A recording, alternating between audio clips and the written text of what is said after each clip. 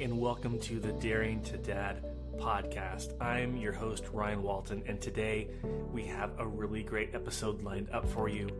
I recently had the opportunity to sit down with Joshua Harris, a name that many of you may recognize, but whose story has taken a fascinating turn in recent years. For the first 40 years of his life, Josh was deeply rooted in a particular way and a religious perspective, one he now describes as narrow and fear-based. Today, he sees himself as a seeker, exploring faith and spirituality in a very different way.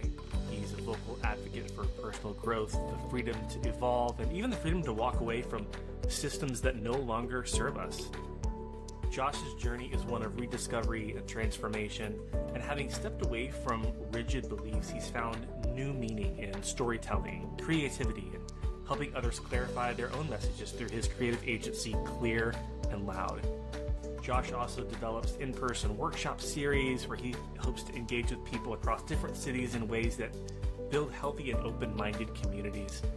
In this episode, we explore Josh's story of change and resilience. We talk about what it means to redefine one's purpose and to walk away from beliefs that once seemed absolute, to find a new way of connecting and creating with others in a meaningful way. And of course, how that all impacts being a dad.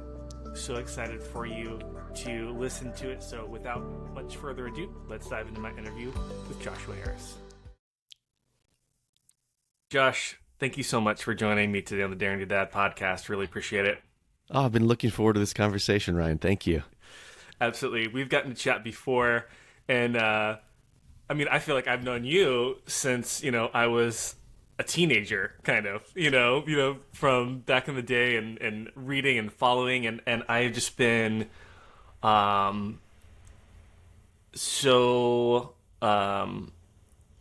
just witnessing, I think maybe this past season of your life and seeing kind of the things that you've been through as a human being and as a man, as a father, as a creative person, navigating the world. I'm just really looking forward to this chat, and for people to hear who aren't familiar with you already, some of where you've been, but maybe just to set the stage in context, just what are you up to in the world right now? What's Josh Harris up to?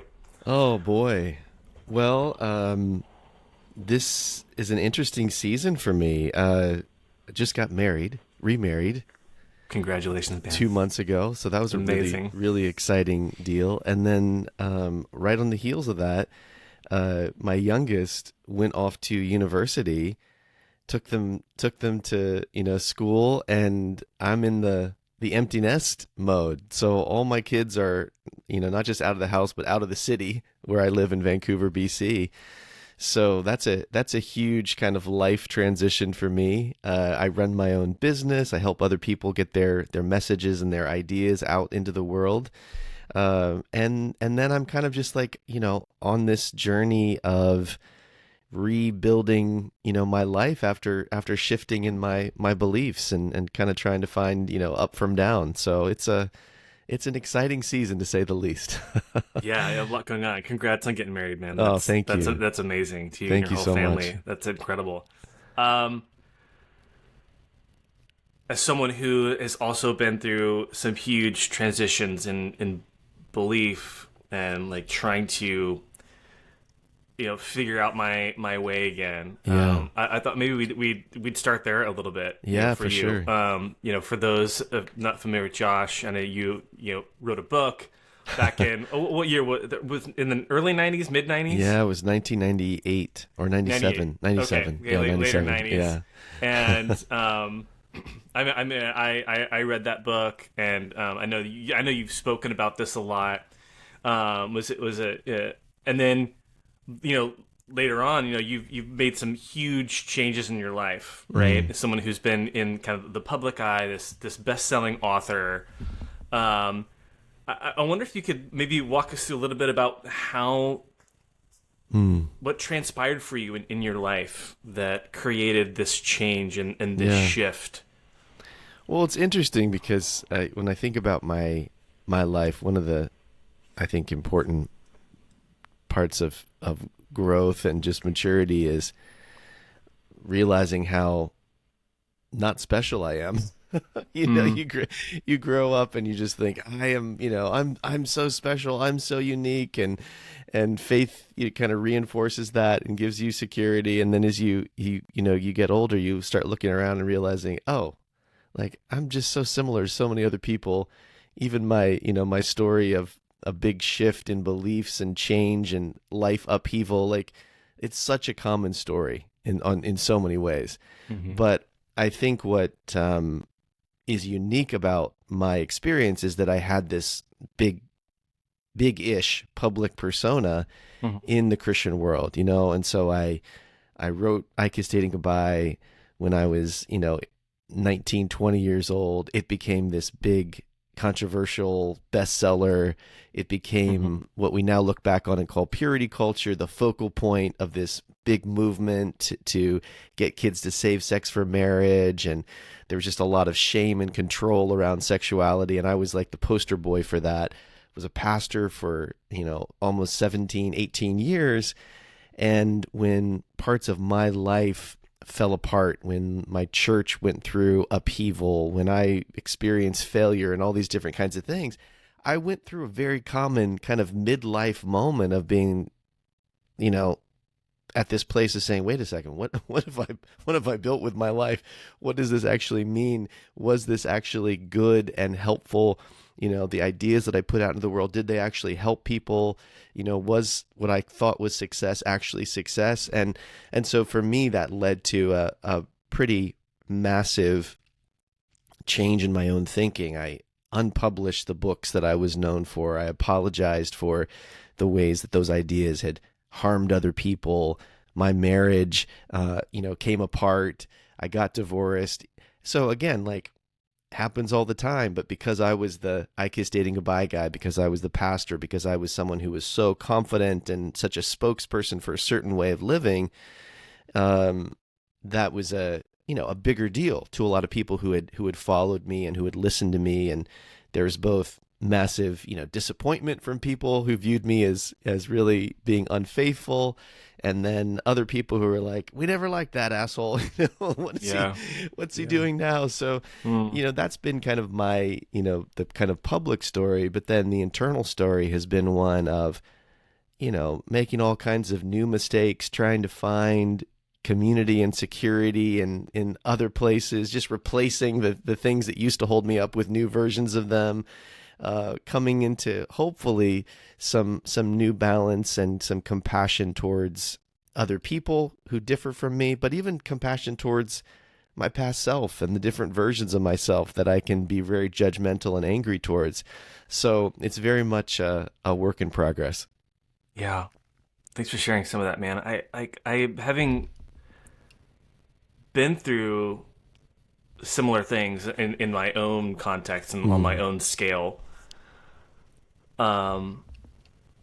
It wasn't just about, for me, a rethinking and a reshaping of church life and beliefs and, my theologies and all these things, but it was at the core of my identity. Like my whole psychology was shaped around a way of being in the world. It defined who I was, who others were, what my purpose was in the world. Yeah.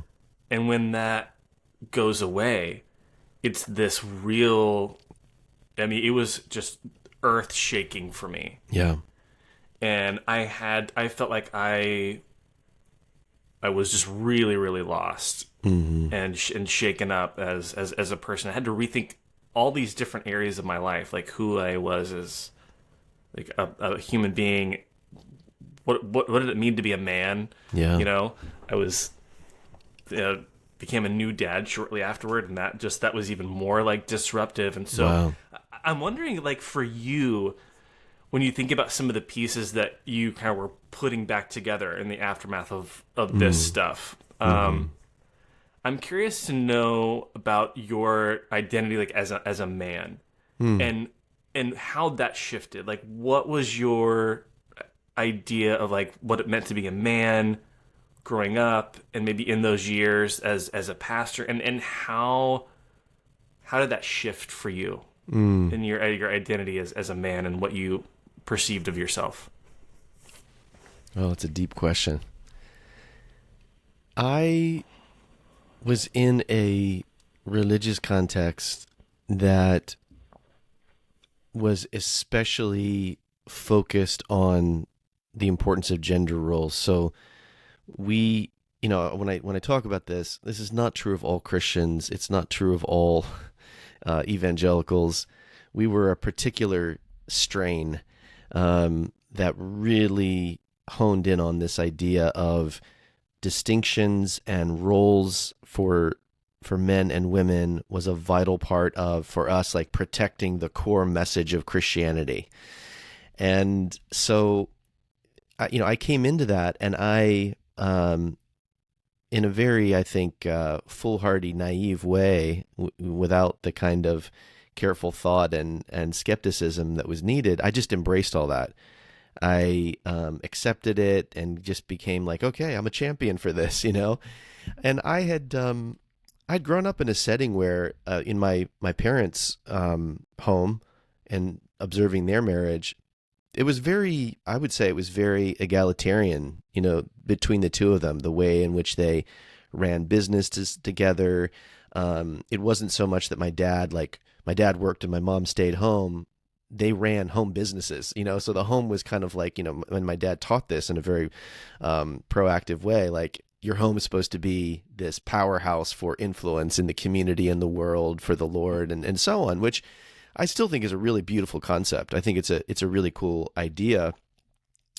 All that to say, I think my parents became more conservative in their views of gender as time went on, but I hadn't necessarily been immersed in that. And so I went into this church setting where I became a leader that was very focused on, this is what it means to be a man, and that was tied to specific behavior. Everything was gendered in the world. You kind of mock guys that were sort of feminine. Everything was either masculine or feminine. I mean, on a humorous but not humorous level, like, you get mocked if you ordered a latte because it's like, that sounds like a girly drink. It's like, okay, we're bringing Starbucks and espresso into this. Right. Right. But everything was like that, and then down to the details of the kinds of tasks that you did in the home, and women were really, they shouldn't work. They really should be at home, and all those kinds of things. And so it kind of permeated everything, and I adapted to that, and I embraced it, and I tried to apply it in my own marriage in different ways. But honestly, it was like an outfit that never quite fit in many ways. I lived in the system. I embraced the system. I promoted the system. And then when I stepped away from that, even before like deconstructing my faith, there was this period of like, I don't really believe that anymore. I think women should be able to be pastors, and I don't have the same views. I think there should be more equality. All those kinds of things are taking place. And so I feel like I kind of just came back to a more authentic place in myself in terms of, being a man. I don't feel a lot of striving with that. I think for me, I feel comfortable in my own skin. I think that I'm still working out all the ways that expresses itself, and also trying to figure out how much of the ideas about manhood have been shaped by, belief structures that I'm not totally bought into. But I think I just feel this sense of like, I am who I am. I'm showing up in these ways, and I don't feel the constriction of it has to look a certain way to meet somebody else's criteria. Yeah. I think a lot about, how being a man, being like this like young, like straight white guy in, the church, and especially in that era, right? That like 90s, evangelicalism, and how I was like promised the world. Mm-hmm. Like it was like anything that you want to be in this space, like, you can be, and how much that bolstered like my ego. Yeah. Right. And for me, the platform that I was given, so early. Maybe you can relate with this. I look back and I'm like, man, I wish I didn't have maybe some older people in my life, like kind of keeping me right in check. And I felt like for me the stage and the attention that I got in the church really was a space that just became toxic for me, because I think it enabled some of my worst tendencies, and I wasn't like really keeping those in check. And I think about that a lot. And I don't know, maybe 22, 23 when I moved where I am now. It started a church, and I joke often that like I should have been in therapy, but I was like leading like a church and doing pastoral stuff. And I look back on that, and I can talk about it now with like some humor and grace and lightness. But I think for a long time I look back and I had a lot of guilt and shame and the things I said and did, the way I probably treated people, and it was very hard for me to look back on. I'm wondering, what does it feel like even now for you to talk about that, and like where you've been and the impact of that, and what does that stir up for you now? Yeah, I can relate to a lot of what you're saying. Just, there's a serious cringe factor when you look back at the bravado that I had and the confidence. And I do think that the church as an institution often makes that mistake of highlighting young people, especially young men. And it's to its own self-interest that it does that. Because if you can capture the next generation, that's where the momentum is. That's where the future is. That's where the securing your legacy is. And there are also just realities to the way society works, the way men and women interact. There's just, and maybe this is a patriarchal construct, but I also just think it's a human evolutionary construct where the, confident, young men are, they're going to draw in the women. That's where the families are going to be created, and where the families are created, that's where the wealth is, and that's where the social power is going to come. So there's just like a vested institutional. So that's so true. Yeah, there's just a vested institutional, interest in having the young guys up there leading worship who are good looking and who are going to, get all the single women to come and show up to the singles groups and get married and have babies. That is just like, that's just a reality. And within that, I even, because of all that and because of that drive, I also think about, like, I was given a pass in a lot of situations, right? Yeah, that I shouldn't have, right? That I was let off the hook, there was like, we talked about accountability, but not really, like at the end of the day. And I think I learned that, like, oh, look at kind of what I can do and slide and get away with and retain this thing because of, you're right. I mean, part of that is me. And like, I got to take accountability for like my own part in that. But to your point, there were these structural things in place that really shaped my ego. And what I could do, what I could get away with, all those kinds of things. So yeah, that's a really powerful insight, I think, for sure.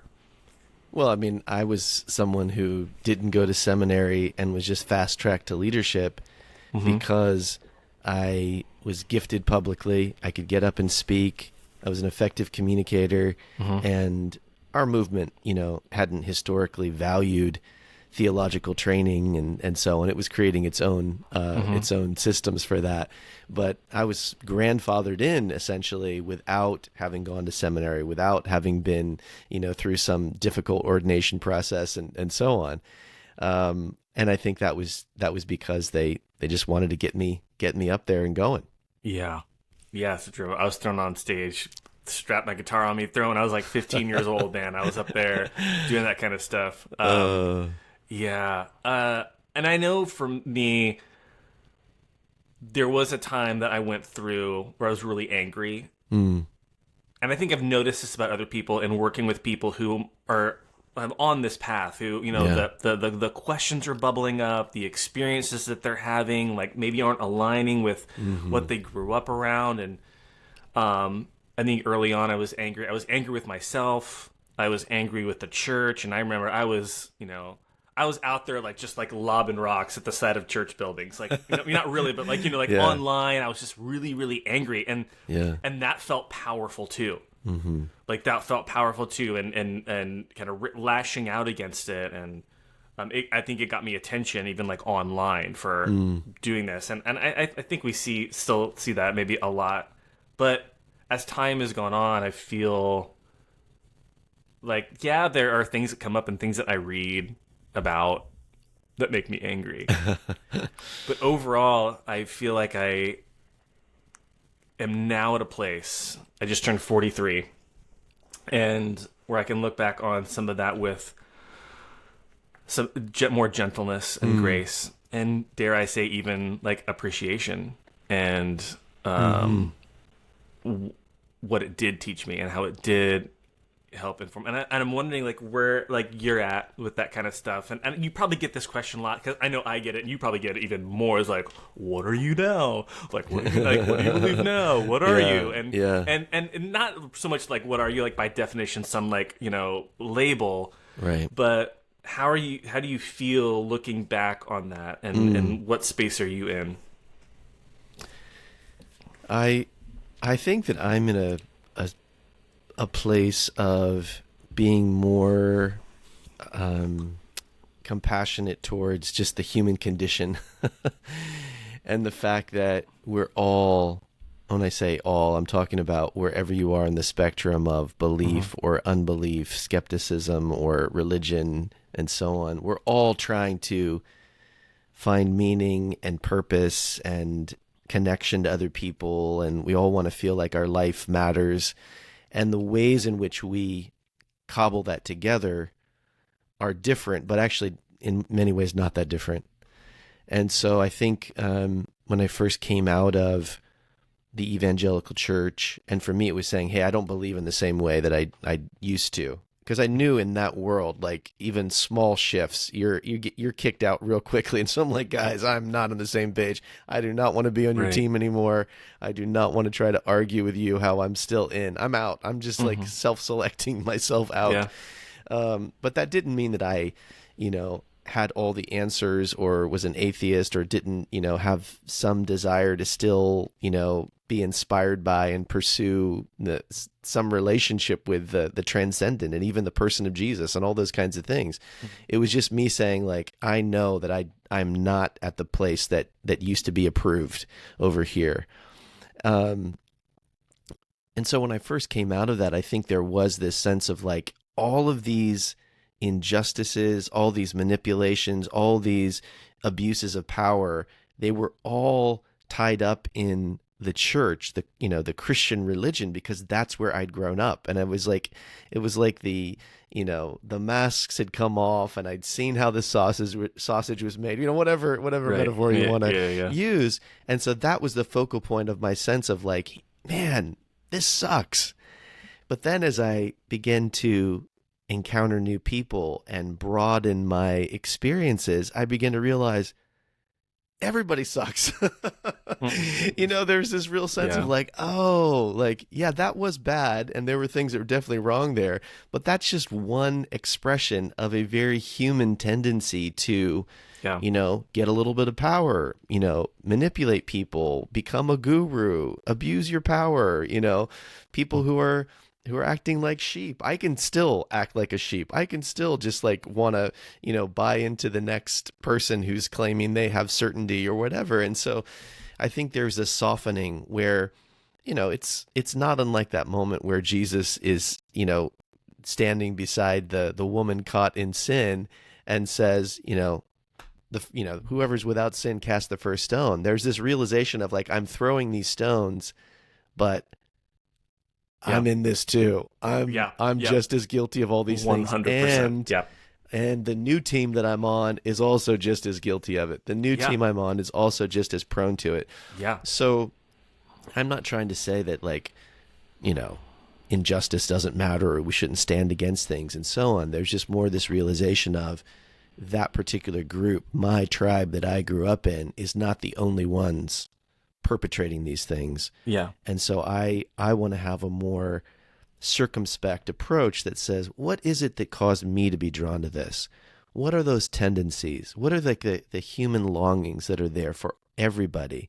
What does that look like in other ways? You know, how can I bring the same skepticism that I apply towards my, you know, my past faith community and apply that to new communities that I come into contact with? How can I also have a generosity towards my past community and, you know, new groups that I come into contact with? So I just think that it's a maturing process for me. I've not arrived there by any means, but it does remind me of like times that I would interact in the past with older people. You know, like I remember, you know, hearing about how Billy Graham in his old age was like starting to kind of lean towards universalism. Like he was being like, well, I'm not quite sure about that hell thing, basically. And, you know, all the people around them, like the Southern Baptist Billy, just do they're just like, shut up, shut. We just built a, you know, we just built a library for you at the seminary. Like, shut up, that kind of a thing.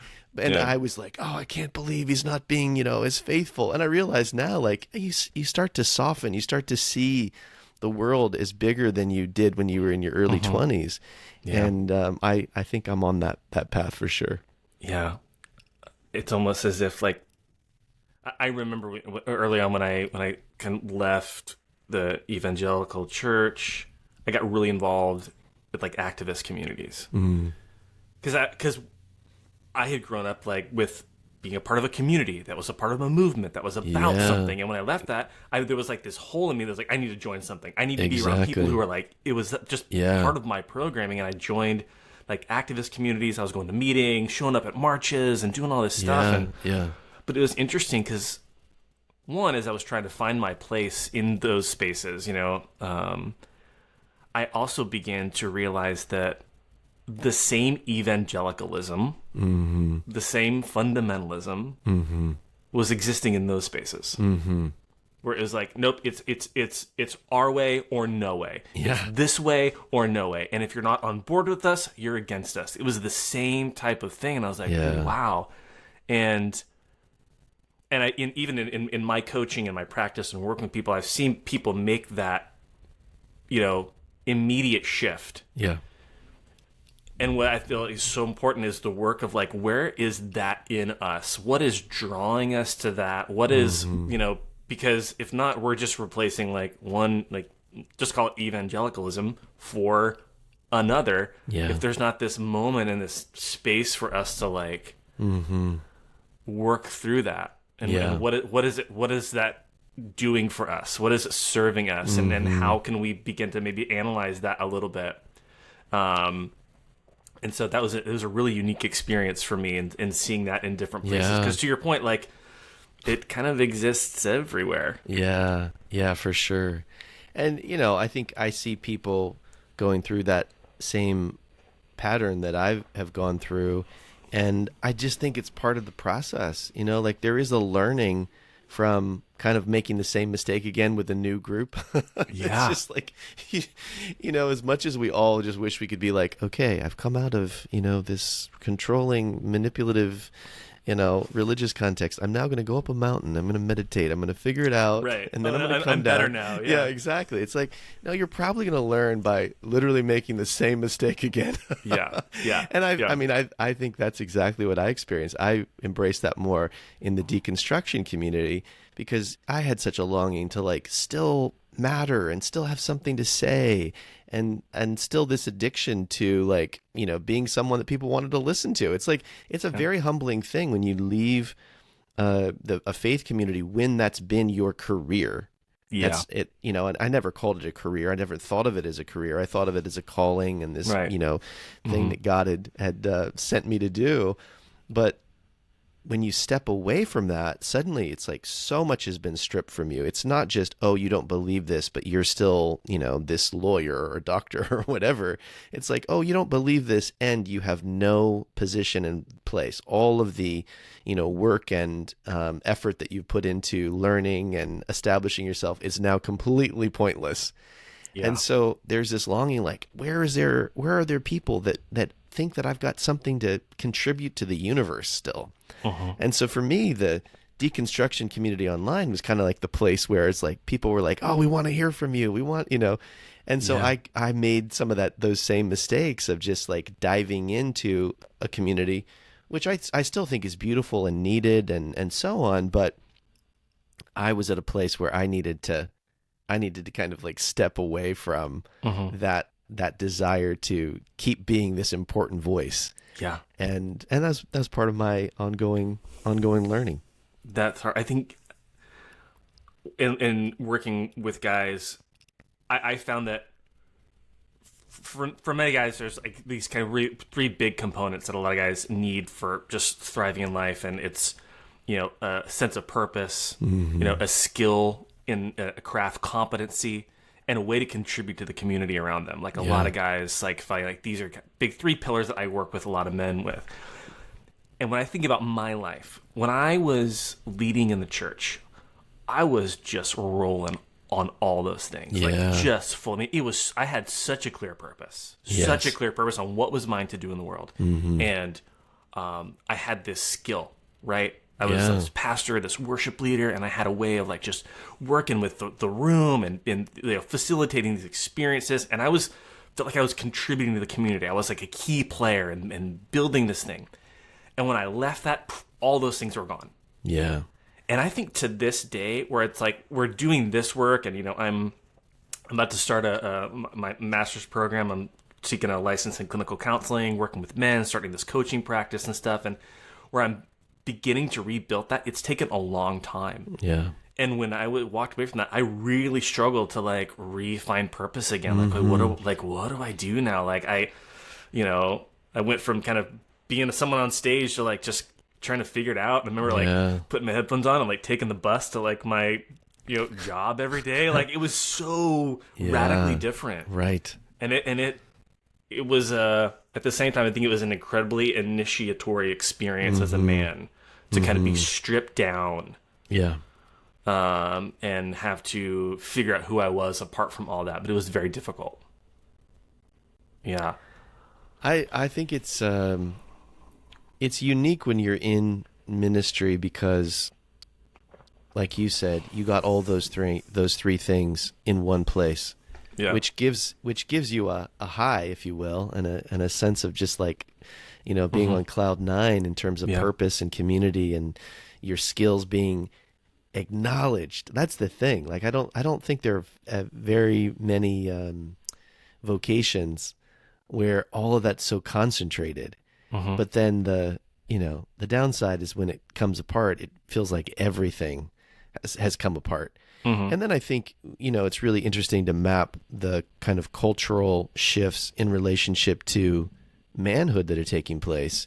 We've all been living in this patriarchal world that kind of like gives you that same, like, you're a dude, you're awesome, And so I think when suddenly that's taken away too, I mean, it's obviously still there. There's so much, bias and injustice there, but there are these shifts and shaking that's taking place where it's like women can do this not only just as well, maybe in some cases better. Hey, you know what? Maybe you're not wanted here as much, or now there's maybe a little bias toward the people that used to be on top of the the stack or the mountain or whatever. Yeah. So that it's like that disorientation, I think, is really confusing, where it's like suddenly all these things that I just felt like were known and were defined are now not defined. And I'm trying to figure out how I prove myself and how I show myself to to have value. Yeah. How's that? Oh, I'm wondering, just you're a father. How many kids do you have again? I've got 3 kids. Okay. 24, 22, and 18. I hear a lot from people about um, you know, when you become a parent, and especially if maybe you've shifted from a lot of the ways that maybe were a part of your household growing up, you're not using the same playbook Right. maybe as your parents did. And a lot of things that maybe brought you like comfort and security and belief and all these things you're talking about, this structure, this Yeah. very clear, this is who you are, this is who other people are, this is our purpose in the world, right? This very clear framework for life. Yeah. Now, as a parent, you're like, oh, okay, well, I'm shifting in this. Like, how do I navigate this? What's that been like for you to parent in from a very different way of believing? Well, I remember reading something that Richard Rohr wrote, and I'm just paraphrasing this, but essentially what he was saying is like the structure and order of religious belief can be so helpful to kids when they're growing up. Like it just, children need this sense of like, here's how the world works. You're safe. You're going to be fine. You have a purpose. You're with us and so on. And so I don't regret my kids growing up in that context or regret, growing up myself in that context. There was maybe not maybe, there was definitely too much order, so much structure that there was a lack of freedom in different ways. But when I think about being a dad, I was doing the best I could to pass on the things that I believed. And I think that structure and that order was good for my kids when they were younger. My experience of shifting in my beliefs did happen when they were a little bit older, so like I think my oldest would have been like 15, 16, 17, at the time, which is very different than if I was dealing with, 5-year-olds and, Right. and up kind of a thing. So I don't have that experience. I can't speak to what that is like. I do think that there was this kind of period where our family was starting to shift. It's like we physically moved away across the continent from our church community. We were still we're still trying to find a church, trying to get integrated, but we were talking about, well, we don't believe this quite the same way, or, we're now going to churches where women are pastors, and, those kinds of things are happening. So there was sort of an unfolding that took place there, but it was confusing for my kids, for sure. Especially my youngest. Had a conversation with them about this where they were just saying like, yeah, all of a sudden it felt like we stopped going to church, and they were just like, what happened? And so Yeah, I mean, I imagine you at that age, you're probably fielding some pretty complex questions. I mean, at 15, to see dad make this huge change. For sure. I mean, my oldest is 11, and some of the questions I'm just like, I can exactly. imagine that was a big transition for them.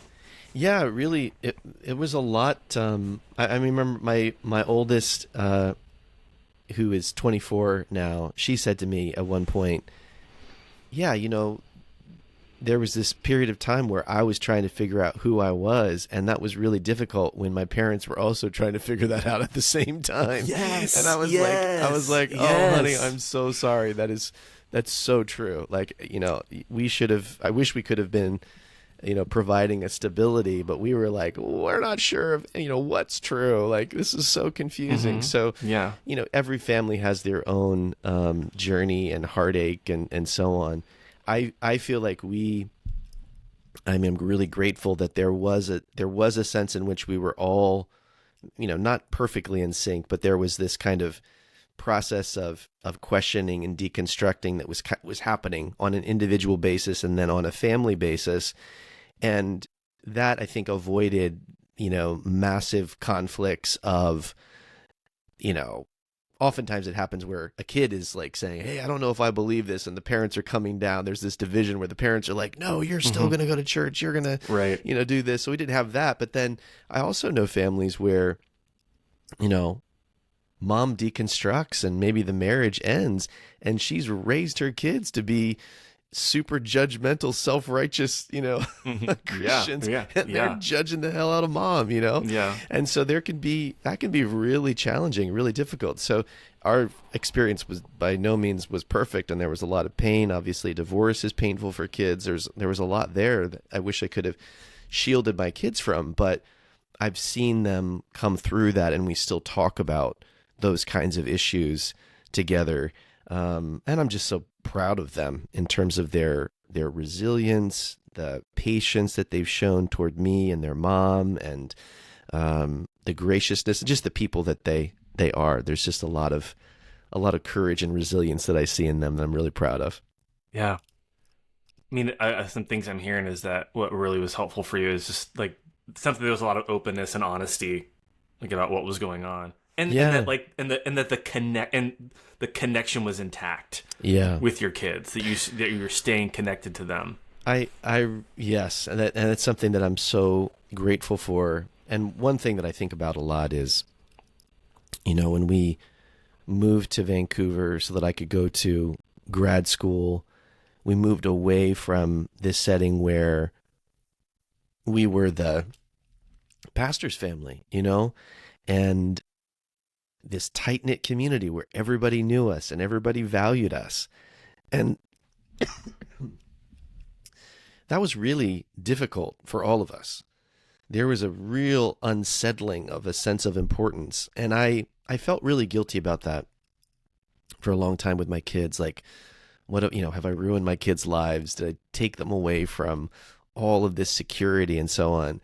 But I've been able to reflect on that and see, like, I'm so grateful that in their teen years, we weren't in that setting where I felt this pressure as a pastor to get them to behave in a certain way because my job was on the line. Like, I saw that happen in our church with other pastors where, kids are being kids, they're doing stuff, right. And it doesn't line up with the values of the community. And so then suddenly dad and mom are like coming down on their kid so hard because they need to keep their standing in the community, and they need to keep their job. They need to keep their respect. Like, if your family's not doing well, if your kids are rebellious, in our congregation, in our denomination, that was grounds for, the pastor being disqualified from being a pastor. So there was just there was so much pressure there, and kids can smell that from a mile away. Yeah. When the real 100%. reason that you are taking a stand and you are coming down on them is because you're just, protecting your own ass, basically. Yeah. And I'm so grateful, even though it was a chaotic time and maybe there was too much chaos and freedom introduced to their lives. I'm grateful that we maintained relationship and they had the freedom to make mistakes and figure stuff out and, go through that crucial time of growth without that outward pressure to conform to a certain thing because of dad. Right. Yeah. I mean, I think with, my own kids who are much younger, it's felt weird to we went to church maybe for like a hot minute, when they were small. But other than that, it's been interesting to like my son, who's like, he's 11 years old, but at this point, like, considers himself like a staunch atheist. Oh, like, really? Like, very wow. very hardcore, and to like hold that space, it's new for me. Like, because I don't, that's not what I would like define myself as by any means, but to field his questions, to like watch him interact with like my parents who are just like, what in the world? And to navigate the spaces for these kids and belief with a very different roadmap. And I would say, like, I'm so grateful. I'm calling out my parents right now who probably listen to this, but like, who are very different people than the people that raised me. They've made their own, adjustments, and they've expanded so much as people, and are fantastic with my children. But it's a new roadmap, and I've often, I'm like, okay, how am I going to answer these questions about the universe now? How am I going to, to your point, like I'm renegotiating so many of my beliefs about the world, about Yeah. who others are, about other like faiths and other people, about sex, Yeah. about all about money, all these things, while I'm being asked these questions of this child. Yeah. And that's often been like a confusing space. And I'm wondering, as someone who's been walking this road for a while, what your advice for parents who are navigating something like this would be. Well, I think it's a big change to go from I need to tell my kids the right way to do everything, fill in the blank, to I want to teach my kids how to think for themselves, to be thinkers, to to solve problems, to define what's important to them, and Yeah. kind of what values are going to guide them.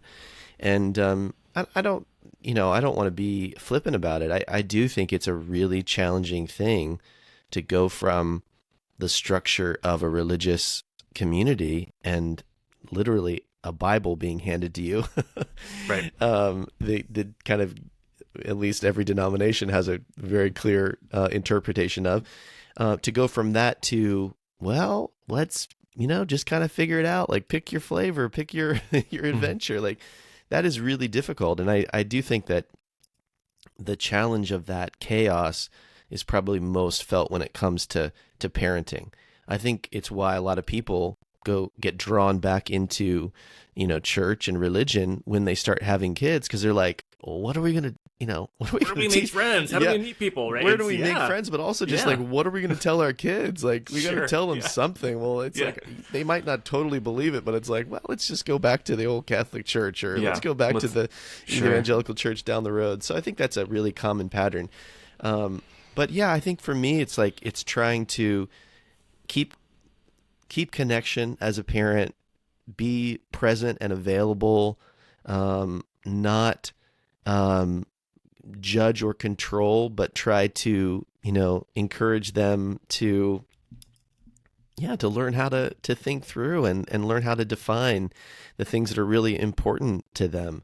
And for me, that involves like celebrating different approaches. Like one of my kids was like, hey, I want to read the Bible. I feel like I really don't understand a lot of the Bible for myself. So I've got, one of my kiddos, reading through scripture and wanting to have conversations about it. And I'm like celebrating that. Like, that's wonderful. Like if that is a source of life and encouragement and so on, I'm not going to now suddenly be like, well, you can't, let me argue with you about all these different issues. I really want to let them kind of express themselves in their own unique ways. Yeah. I think that I love that, because I think in a sense that was so much of the experience was, when there was any, differentiation in like belief, when you started believing something slightly different than everything else, to your point, like it was like, oh, like you're out, or the relationship was done, or anything like that. And so to change it is saying, hey, I can hold space for someone's like evolution, the way that they are coming alive in the world. I'm able to sit and hold that and love it and just get a front row seat to this person's like becoming. And because I felt like for me that even talking about like churches and stuff, the best places were always spaces that could handle someone changing and growing and their doubts. And wherever that they went, I think that's the mark of a strong community. And I think taking that to our families to say, okay, I love this person now, can I want to love who they become, because they're going to change. We're all going to change. And how does our love, evolve? And I think that's such a beautiful thing. It's such a great like North Star to start from, as you have kids who might have very different, ways of being and belief than you. I think that's so true. And I think it's just so good to ask yourself the question as a parent, when you're feeling some kind of anxiety or some sense of, I've got to keep my child from doing, fill in the blank. Unless it's something like take meth or, Right. become a crack addict, that's Sure. like Sure. absolutely, Yeah.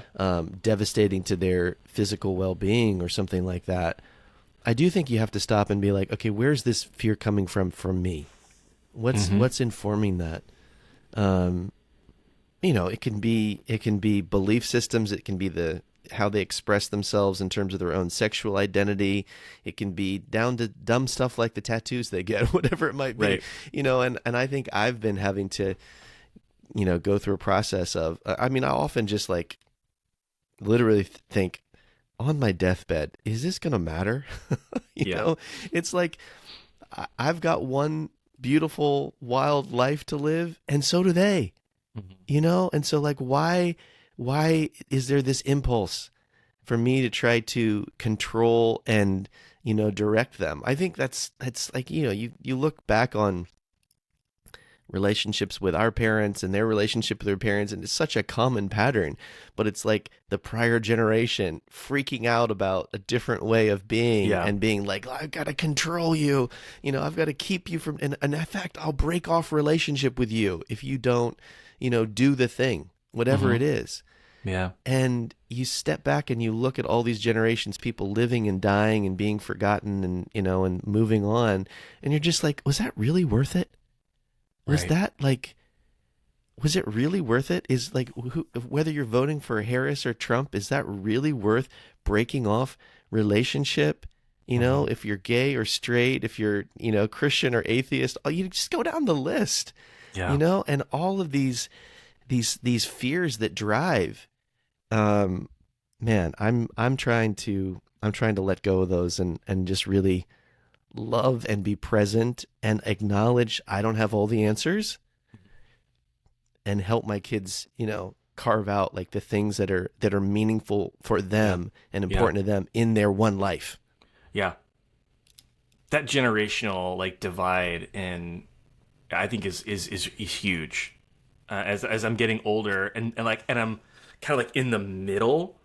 Like I know, we have older, parents, we have young kids, and I realize how, to your point, like often older generations, might, not even consciously, put their unlived dreams and hopes For sure. on the burden on that next generation, right?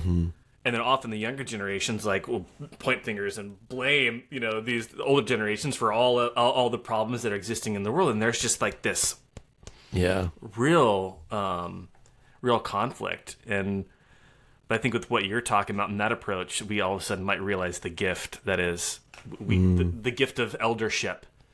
Right. And the elders who can pass on like this wisdom and with grace and love, and then like the youthful energy, progress, forward movement, and expansion of who we are as people is such a beautiful thing. I think we miss that a lot. And I think you see that happening, like, especially like here in the States, like politically, economically, socially.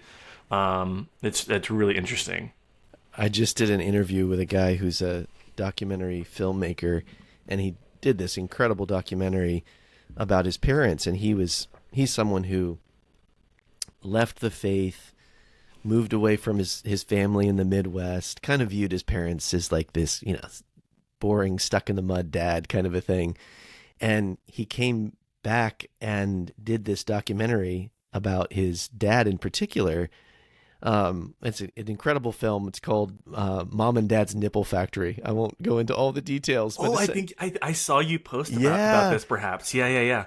So it's this story of his mom got breast cancer. His dad created a prosthetic nipple for her, and it was so successful that other patients, other women wanted this, and they created this business that they run together. And it's just so beautiful. But it's the irony is that this conservative couple is involved in this business creating prosthetic nipples, and the son did this film, and it's so beautiful because it's really, as he put it, the story of wholeness, people, women feeling more complete and whole, but then him coming back to his family and realizing, oh, my parents are actually these amazing people. My dad is this incredible entrepreneur. He's like this quiet, and he said in the interview, which really stood out to me. He's like, parents are a non-renewable resource, and we've got to just realize how special they are, and not let that slip away. And he was basically saying, I think everybody should make a documentary about their parents. Like, it's this really beautiful experience, and I love that so much. And it reminded me of several years back, I was having a conversation with my son, who is just this. He's so different than me. He's so talented and driven. He's an entrepreneur. Has this incredible startup that he's running in New York City, and he's a really, like, he's a wild kid, but he has these moments where he shares insight, and you're like, whoa, I didn't realize all that was happening there. Right. But we were talking about something related to, like boomers doing something that I thought was ridiculous, and it was one of those moments of like a boomer getting canceled for being whatever. Yeah. And he just said, the problem with that is if you cancel the prior generation, the generation coming after you is going to be canceling you too. Yeah. And it was just like this realization of, oh yeah, like it's so easy to have this self-righteous, very like of the moment, like what's the hip cool thought to have about whatever, and then be so quick to write off the prior generations that are not on board and don't see it. But you put that kind of energy out into the universe, and it's going to come right back around and smack you in the face. Yeah. And so I just it's like I want to embrace that mindset that says, yes, we're growing and we're learning, but if I have this attitude towards anyone, whether they're younger or older than me, that's like, how can you think that? You're so terrible. You're so different than me. You're whatever. That energy is going to come right back around, and someone else is going to see my flaws and my imperfections and cancel me, excommunicate me, whatever words you want to use. Yeah. And I just think putting out a compassion and an understanding that we're all in process. Yeah. So true. I already feel that. Sometimes pull, they'll be like, oh, what the heck's going on with kids these days? Like these kids and all that. I'm like, what the hell is going on with it? Like, that's easy to fall into. That's for sure. It really takes a conscious effort to like, okay, what's happening, and to remain curious and open. It's a beautiful challenge. Thanks for that, Josh. Man, I really appreciate you being here.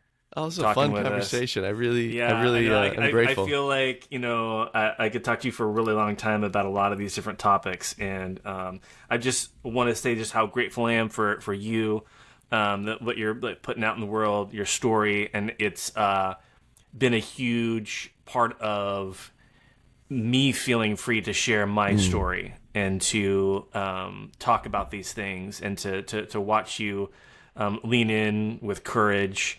And openness and self-awareness is a treatment. I'm really proud of you as a man and as a person in the world. So thank you for that. That means a lot, Ryan. Thank you. Absolutely. Hey, just for people, where can people find you? What are you up to? Where can people connect? Yeah. I've got a website with my name. So joshharris.com is a place where it kind of directs you to all the stuff I'm up to. Easy enough. Yeah. Easy enough, man. All right. Well, hey, all the best to you and your family, and we'll talk again soon, man. Thanks, Ryan. Hey, thanks so much for watching, for listening. If you enjoyed it, one way you can support my work is by subscribing, by sharing, all of those things. Thanks so much. I'm incredibly grateful for your support.